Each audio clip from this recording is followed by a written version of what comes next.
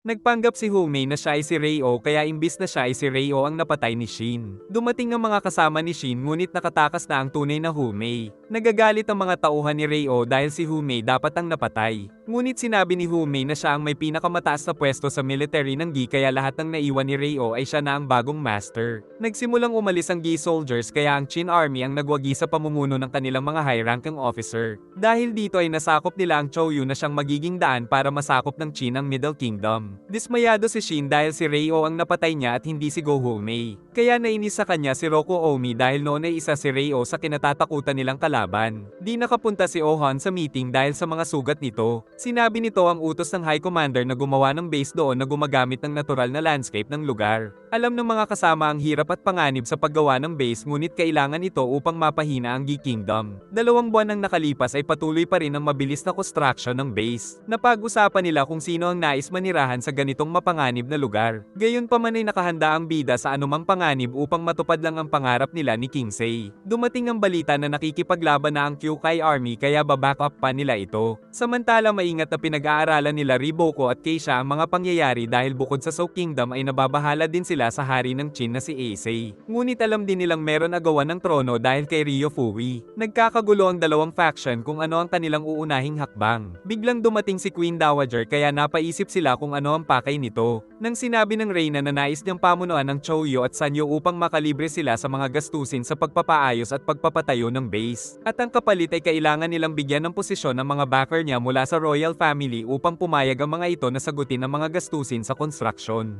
Naisip ni Rishi na maganda ito upang makatipid pero nais muna nilang pag-isipan ngunit pinakilala na ng Reyna si Ruai na siyang nirekomenda daw ng 3 pinakamalaking royal family. Naalala ni Rishi na ito ang bayarang lalaki na ipinadala noon ni Ryo Fui sa Reyna. Dahil pumayag na si Ryo Fui ay wala nang nagawa si Shobon kahit tutol pa siya dito. Nalaman naman ni Kingsei mula kay Ko na meron itong kilalang Ruai na isang bayarang lalaki. Kaya pinaghinalaan ni Sei na merong hidden agenda ang kanyang ina. Samantala umaasa pa rin si Ko na mapakilala ang kanilang anak kay Queen Dowager. Isang spy naman ang ipinadala ni Rishi upang imbestigahan si Queen Dowager. Mula sa kisame ay nalaman ng spy na asawa na pala ng Reyna si Ruai at meron na silang 2 anak. Subalit di na nakaalis ang spy dahil doon pa lang ay nalaso na siya ni Muta. Ipinatawag ang mga tao upang ipakita ang akda ni Ryo Fui tungkol sa kanilang kasaysayan. At kung sino man ang makapagdagdag dito kahit isang letter ay makakatanggap ng 1,000 ginto. Pinuri ni Saitoko ang husay ng Chancellor ngunit hindi ito napapanahon dahil sa pagkilos ng Inner Palace. Habang wala ang Chancellor ay nagkakagulo pa rin sa Royal Court nang dumating ang balita na nasa Sanyo na ang Reyna kasama ang mga Royal Family. Nabahala si Kingsei na baka sumugod ang Gi sa gitna ng kaguluhan sa pamamahala sa Sanyo at Choyu. Kaya sinabi ng High Commander na ipinadala niya si Kai Oko upang magsilbing sandigan sa pagkakaisa ng kanilang army sa nasabing lugar.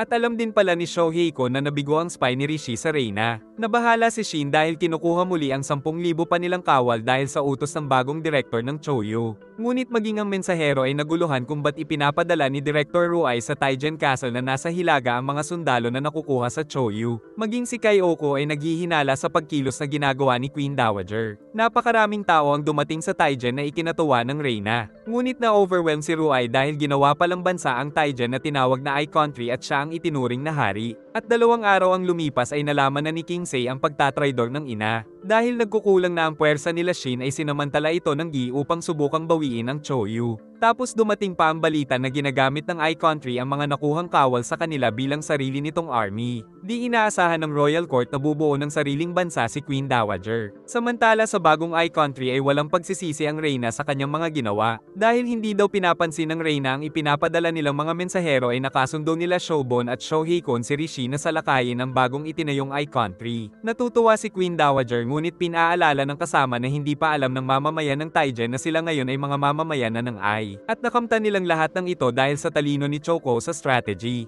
Alam din nilang agad silang susubukang wasakin ng Qin ngunit nagbayad na pala sila sa Zhou Army upang sumugod at maging busy ang natitirang sundalo ng Qin. Nang malaman ng pagsugod ng Zhou Army ay naisip nila sa Royal Court na kagagawan din ito ng Reyna. Giit ni Shohei na kung kilalanin ng ibang nasyon ng I-Country ay magiging ikawalong bansa talaga ito sa Middle Kingdom. Nagtungo mismo si Ryo Fui sa I-Country upang mag-offer ng tulong na iligpit ang mga sagabal kay Dowager. Pero di naniwala ang Reyna dahil sawa na siya sa panggagamit nito at mas mahal niya na daw ngayon si Ruai na mas mabait at mas malaki ang tarugo. Ngunit di nito napigilan si Ryo Fui na sabihin ang kanyang patuloy na paghanga sa kagandahan ni Dowager, ngunit alam ng Reyna na niloloko lang siya nito. Sa kabila ng lahat ng kaganapan ay nagdaos pa ng award ceremony sa Choyo na dapat ay ginagawa sa capital ng Qin. Gayunpaman ay natanggap na nito ang titulo bilang Great General of Qin sa bagong henerasyon kaya dalawa na sila ni Mobo. Kasunod nito ay ang promotion nila Ohan at Shin na maging 5,000-man commander kaya isa na lang ay magiging general na sila. Ngunit tinukso ni Ohan si Shin dahil hindi niya napatay si Humei kaya nagkagulo sila.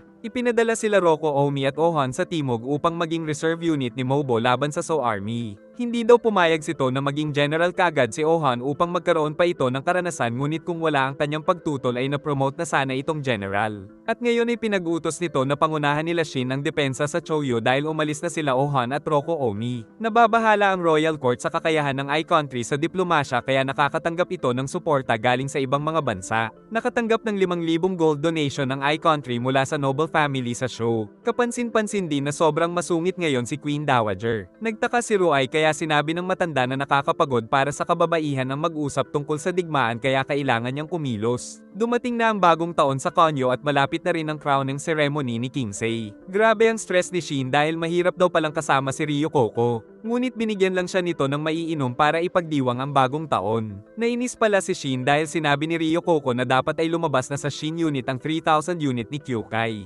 Ngunit ipinangako ni Kyukai na mananatili siya sa Shin unit hanggang sa wakas. Pinagmasdan nila ang malalaking pader ng Choyo na kasalukuyan pang under construction dahil pagkatapos nito ay sila naman ang aatake sa Gi. Inihahanda na ang kasuotan ni Kingsei para sa crowning ceremony ngunit alam ni Shobon na siguradong di makakapayag si Ryo Fui. Saka pinag-utos niya kay Heki na bantayang maigi ang kanilang samahan mula sa Chancellor. Nababahala si Rishi dahil masyadong nag-iingat sila Shobon ngunit may plano na daw ang Chancellor. Nagtungo sa I-Country ang mensahero ng show na si Hoku Ryu, kung saan kinikilala daw ng hari ng show si Ruai bilang hari ng I-Country. Patuloy pa rin si Choco sa pag-revise ng kanilang mga batas upang umayon ito sa kanila. Pinagalitan ng kanilang boss ang dalawang mag-ama na general ng I dahil pinagbilinan silang maglelo pero pinagpapatay nila ang mga mamamayan ng Qin.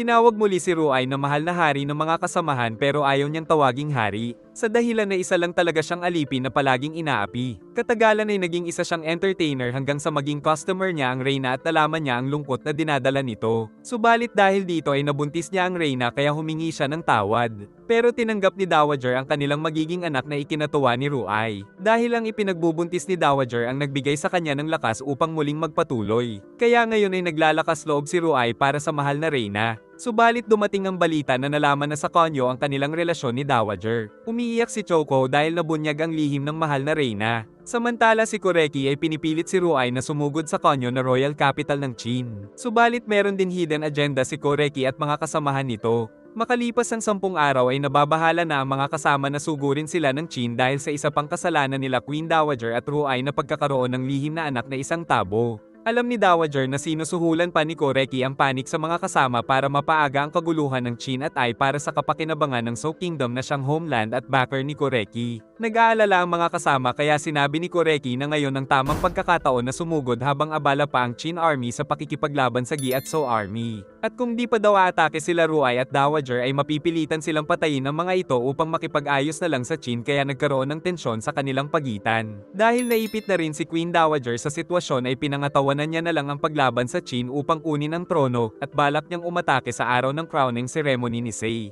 Samantala sumugod ang Shin unit sa Gi Army na piniling umatras upang di sila maubos. Sa kabila naman ay natatanaw ni Ten ang pagsakop ng Kyukai Army sa isang inn castle. Dumating si Shin kaya sinabi ni Ten na ang sunod nilang target ay ang Kohills. Dumating rin si Son Chico upang ipadala ang mensahe ng High Commander subalit napansin na sira na ang seal. Giit ng mensahero na nahulog daw kasi siya sa kabayo. Nabasa ni Ten ang utos ni Shohiko na dumaan sila sa Koko Road at atakihin ang N. Saka na-excite sila dahil 10 araw na lang ay ganap ng magiging hari si Sei. Damako tayo sa iyo na dating capital ng Qin na pinalamutian ng asol dahil dito gaganapin ang crowning ceremony. Bagamat 150 km ito mula sa Konyo ay dumating pa rin ng maaga si Sei ngunit di inaasahang darating din si Queen Dowager dahil sa skandalo nito na pagtatayo ng I-Country. Pinaalala ni Shobo na di pa masyadong natalakay sa court ang ginawa nito, kaya matapang na siniguro ng Reyna na handa siyang humarap pagkatapos ng seremonya. Ngunit ikinagulat niyang napakalaki na ngayon ng anak niyang si Sei. Samantala nagmamasid lang ang Chancellor habang iniisip ang kanyang plano. Napakaganda ng kasuotan ni King Sei at sinabi ng matanda na gaganapin ang seremonya sa Kinen Palace. Dumalo ang mga importanteng kinatawan ng 6 na kaharian upang matunghayan lang ang seremonya at makilala ang kokoronahang hari ng Qin. Subalit na bahala ang marami sa presensya nila Queen Dowager at Ryo Fui na umupo malapit sa trono. At nang magpakita si King Sei ay naramdaman ng lahat ang presensya nitong kakaiba. Samantala nakarating na ang I-Army sa Konkoku Pass ngunit di sila nahirapan dahil pinapasok lang sila ng mga kasabwat. Umaasa ang mga pinuno ng I-Army na walang masyadong naiwan sa konyo upang masakop nila ito.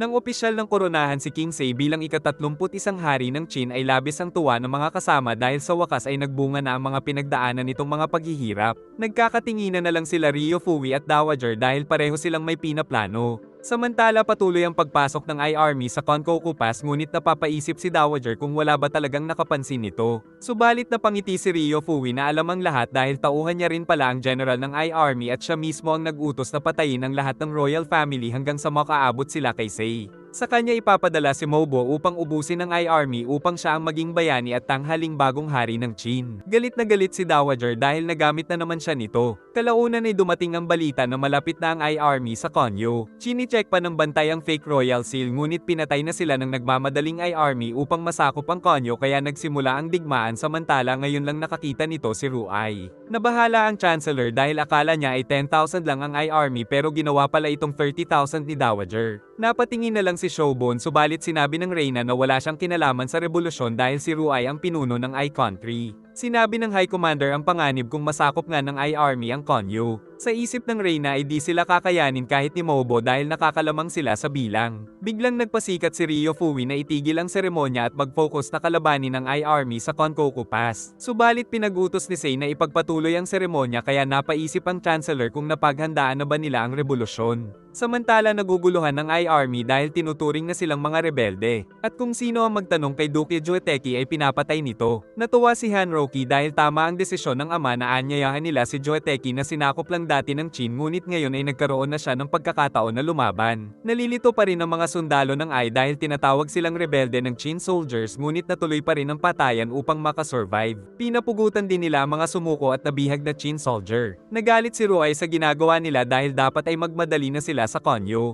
Pinaliwanag ni Hanoki na kailangan nito upang tuluyang maging mga rebelde ang ninakaw nilang mga sundalo ng Qin. At nagbabala na wala pa ito kung ikukumpara sa marami pa nilang mga papatayin sa konyo. Ngunit siniguro ni Ruai na buo ang kanyang loob. Nagtanong na si Ryo Fui kung ba't di nababahala sila King Sei. Sagot ng hari na meron na kasi siyang ipinadalang hukbo. Nagmamadali na sila Shin nang makita nila ang dagdag puwersa na naghihintay sa mga bangka. Di naniniwala sila Ryo Fui at Rishi na meron pang 10,000 reserve unit si King Sei dahil pinadala na nila ang halos lahat ng sundalo sa battlefield. Kaya nagulat sila nang sinabi ni Sei na itinago niya sa Sai ang kanyang army. Nakilala si Shin ng mga sundalo dahil nanggaling nga sa Sai ang mga ito. Sa kasamaang palad ay nalaman nila Hanoki ang kanilang ruta. Mabilis ang paglalakbay nila Shin sakay ng mga bangka subalit dumating ang I-Army upang patayin ang mga nauna sa daungan tapos pinaulanan pa sila ng mga palaso at tinulak pabalik sa tubig saka pinagtutusok. Dahil dito ay gumawa ng wedge formation ang mga bangka ngunit di tumigil ang mga palaso at inihanda pa ni Joeteki ang malalaking shield. Ngunit nang makadaong ay di inaasahang may mga pana din sila 10 kaya napatay ang unang defense unit kaya nakasugod na sila Shin pati ang mga officer nito. Sa kabila nito ay iniwan pa rin ni Joeteki ang 3,000 niyang kawal upang makapunta na siya sa konyo. Nakarating ang balita sa iyo na nasa konyo na ang rebel army. Samantala napaatras na nila Shin ang mga kalaban at ang natira sa kanila ay nasa 9,500. Nagtaka si Bajin dahil 1,000 kawal lang ang nadala ni Shin. Sagot ng bida na iniwan niya ang marami nilang kawal na nakikidigma sa sa pamumuno nila Kyukai. Nakilala ni Shin si General Shokaku na kaibigan ni Heki na nakilala niya sa Dakan Plain. Nagtaka si Shokaku dahil sila Shin ang unang nakaalam ng rebelyon. Giit ng bida na dahil ito sa coded message na ipinadala ng High Commander kay Ten saka kumilos na sila dahil kasalukuyan ng sinasakop ang konyo kaya kawawa ang walang laban na sibilyan. Nabahala din si Lady Ko subalit mas pinili niyang magtiwala sa pangako ni King Sei. Inilatag na ng Chancellor ang lahat upang magtagumpay ang rebelyon. Kaya dahil sa mga kasabwat nito ay kusang binuksan ang gate ng konyo upang makapasok ang I-Army. Sa flashback ay nagawang masolve ni Ten ang code na ibinigay ni Shohei-kun kaya nalaman niya ang tungkol sa planong rebelyon. Nakapasok ang I-Army kaya napatanong si Hanroki at sagot ng ama na si Ryo Fui na ang may gawa nito. Nagmamadali na rin ang elder na matapos ang seremonya kaya opisyal nang idineklara na ika-31 hari ng Qin si King Sei na labis na ikinatuwa ng mga kakampi. Pagkatapos nito ay nagpaalam nang umalis si Shobon ngunit may tumawag pa sa kanya. Nakita nila Shin ang malalang kalagayan ng konyo kaya agad silang sumugod at kitang-kita sila ng mag-ama na hindi na bahala dahil malaki ang kalamangan nila sa bilang ng kawal.